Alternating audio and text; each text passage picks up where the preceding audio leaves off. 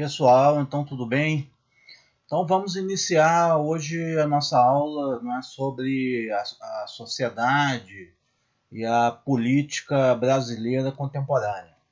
Então a primeira coisa que a gente vai ver são os períodos fundamentais da história política brasileira e da sociedade brasileira, seguindo mais ou menos aquele roteiro do programa do curso. Né? Então, o primeiro tema vai ser as complexidades verticais e orientais da evolução do sistema político e da sociedade brasileira. Então, o que são complexidades horizontais e verticais? É uma complexidade, porque a sociedade é um sistema que interage e tem vários níveis de interação, e esses vários níveis de interação eles se desenvolvem ao longo do tempo. Então, no plano da sociedade em geral, a gente tem o nível do sistema político, o sistema econômico, o sistema social, né? E eles interagem entre si. A economia interage com a política, com a sociedade, com os grupos sociais, etc. E tal. E você tem o sistema cultural que unifica todos eles. A gente pode exemplificar com o caso do Brasil. Se a gente entender o Brasil como um sistema, por exemplo, a gente tem a economia brasileira, vocês vão se inserir na economia brasileira enquanto profissionais, vão ser controllers, contadores, analistas financeiros, e vocês vão se inserir dentro do sistema econômico.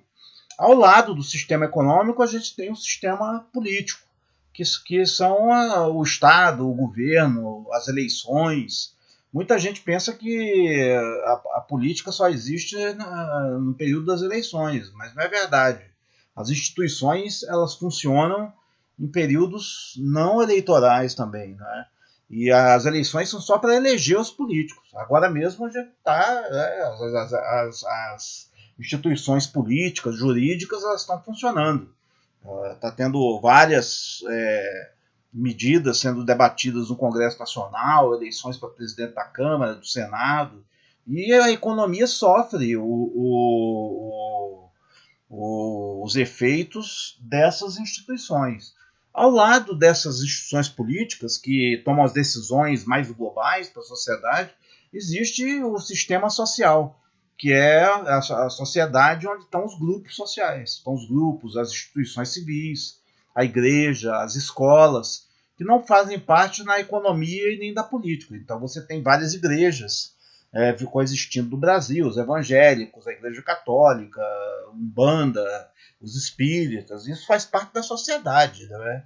Os grupos sociais, como os grupos sociais eles se organizam. E por fim, unificando isso tudo, você tem uma cultura, que é o que faz a gente se sentir brasileiro, né? Que forma a nossa identidade enquanto indivíduos sociais.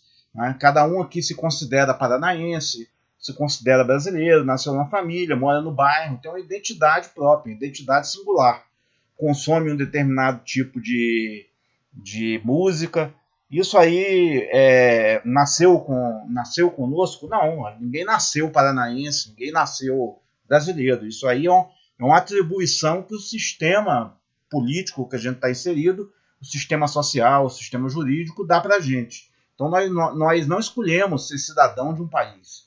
A gente já nasce cidadão brasileiro, só que com o tempo a gente vai interiorizando certos valores, certas normas de convivência que vão moldando a nossa identidade.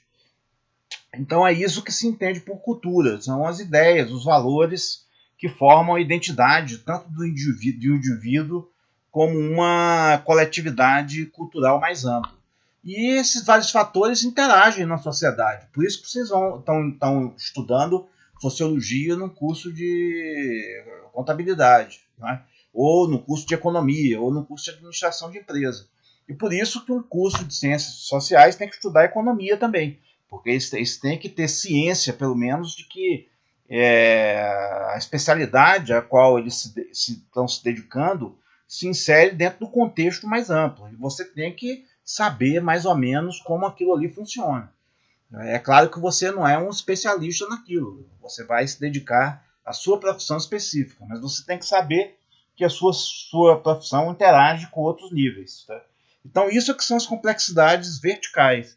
E as complexidades horizontais são como esses vários níveis da atividade social interagem no tempo, tem histórias. Isso aí, esses fatores, esses elementos não são estáticos. É justamente isso, essa ideia, essa primeira ideia que eu vou passar nessa primeira parte do curso. Eles evoluem ao longo do tempo. Então hoje a gente vai detalhar um pouco mais o conceito do sistema político, vamos ver os períodos da história brasileira e vamos ver esse conceito de cidadania que eu acabei de falar aqui e vamos ver algumas tarefas. As tarefas, eu vou esclarecer melhor as tarefas que eu vou passar para vocês. Então no programa a gente está aqui, ó, política e a sociedade brasileira de uma perspectiva histórica. Tem esses 3 itens. Evolução da cidadania política e social do Brasil é a primeira que a gente vai ver nessa aula e nas próximas. Depois vamos ver as etapas de desenvolvimento político e o legado dos períodos anteriores. E para que isso? Para vocês terem uma visão, uma percepção da sociedade brasileira de uma perspectiva histórica. Isso é muito importante. Qualquer país mais avançado aí, mais adiantado, a história é muito importante para para a formação deles, né? Especialmente no ensino médio, onde eles aprendem detalhadamente história dos Estados Unidos, aprendem muito história americana. Então é importante a gente saber história do país, da coletividade que a gente está inserido. Isso é muito importante para nós enquanto cidadãos, senão a gente fica falando coisa aí sem saber, né? E sem saber que isso está sujeito a várias interpretações, é uma questão complexa. Então a bibliografia básica é essa aqui do Zé Murilo, eu vou passar aqui rapidamente. Se vocês tiverem alguma dúvida, pausem aí o vídeo, senão a gente discute na próxima aula. Então a complexidade do sistema político. Dentro de cada nível daquele, do nível da sociedade, do nível da economia, do nível do sistema político, existem subdivisões também. E é isso que a gente vai ver mais ou menos ao longo do curso, como a política interage com a sociedade. Então aqui o sistema político é como esses vários elementos da política, eles interagem entre si. Então você tem os cidadãos de um país, que somos nós aqui, eu, você, maior de idade, cidadão civil, nós somos cidadãos responsáveis por nossos atos e que somos parte de uma comunidade. A gente vai detalhar essa ideia aí do cidadão, né? Ele é um atributo social, não é um atributo natural da pessoa, como o olho azul, como o cabelo castanho. Isso são atributos naturais. Os atributos, a cidadania é um atributo adquirido. É um status jurídico que você adquire quando os teus pais te registram num cartório ou numa instância de reconhecimento qualquer. E aqui você tem os grupos de interesse, tem os partidos políticos, os jornais, a mídia, que escrevem sobre política.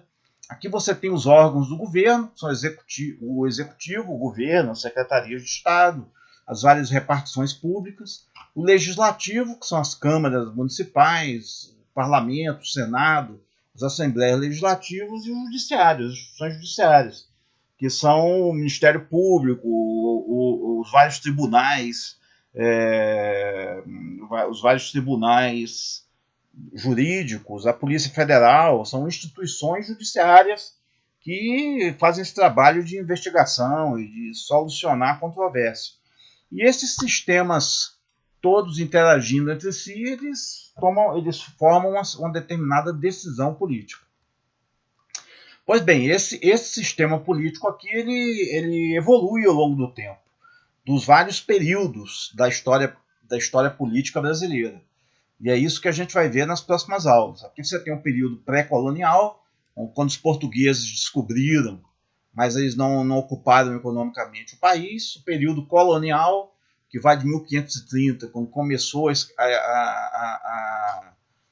a colonização, a exploração de pau-brasil, de cana-de-açúcar, até 1822, quando houve a independência. O período imperial, a gente já foi o império, né? já tivemos o império aqui, e a gente vai ver isso aqui. O império foi uma sociedade bastante complexa. E o período republicano, que é de 1889 para cá. Então é esse que a gente vai estudar com mais detalhe. E dentro do período republicano você tem subdivisões também. Tem a República Velha, que a gente vai ver brevemente, a Era Vargas, que foi um período muito importante para a cultura e para a sociedade brasileira, a República Populista, que foi o período do Vargas, do JK. A gente vai ver um filme sobre isso, bem interessante aí, é importante vocês saberem isso, né? Que o Brasil já teve um período democrático e que houve um golpe de Estado. Por que aconteceu isso? Isso aí é muito importante para vocês saberem isso, tem muito material interessante na internet. Depois nós tivemos uma ditadura militar, um regime autoritário, que vai até 85. Depois nós tivemos a Nova República, que vem até hoje. Então estudem direitinho aí esse gráfico aqui, porque vocês vão, para saberem direitinho os vários subperíodos da história política brasileira. Então, resumindo essas informações e detalhando um pouco mais, a gente tem esse sistema aqui. Período colonial, período semicolonial de transição, império escravista, República Velha com vários governos, período de instabilidade, que foi o período do Vargas, de 30 a 44, democracia populista, ditadura militar, transição, governo Sarney, e esse novo ciclo democrático que a gente vai ver aqui. Collor, Fernando Henrique Cardoso 1 e 2, Lula 1 e 2, Dilma 1 e 2, Temer e Bolsonaro. Então a gente vai ver aqui a gente é herdeiro de todo esse processo, de todo esse legado. Então é importante saber a história brasileira para entender o período que a gente está. E a gente vai, na próxima aula, nas tarefas que eu vou dar para vocês, analisar esses dois autores básicos. José Murilo de Carvalho, que ele esboça uma periodização da história política brasileira, um autor clássico, e analisa a evolução da cidadania civil, política e social do Brasil, e o Bolívar Lamounier, que é outro autor muito importante e que analisa a questão da democracia, né? Como definir a democracia e quais as implicações disso para a sociedade brasileira atual. E aqui chegamos à tarefa. A tarefa que eu vou passar para vocês por e-mail é definir cidadania, o que é cidadania civil, cidadania política, cidadania social, qual a especificidade da cidadania no Brasil segundo Zé Murilo, e assistir o vídeo do Bolívar Lamounier e responder a pergunta de por que houve a ruptura da democracia em 64 no Brasil. Então era basicamente isso a aula de hoje, e depois eu passo outras mensagens aí por e-mail. Então é isso, pessoal, abraço, até mais.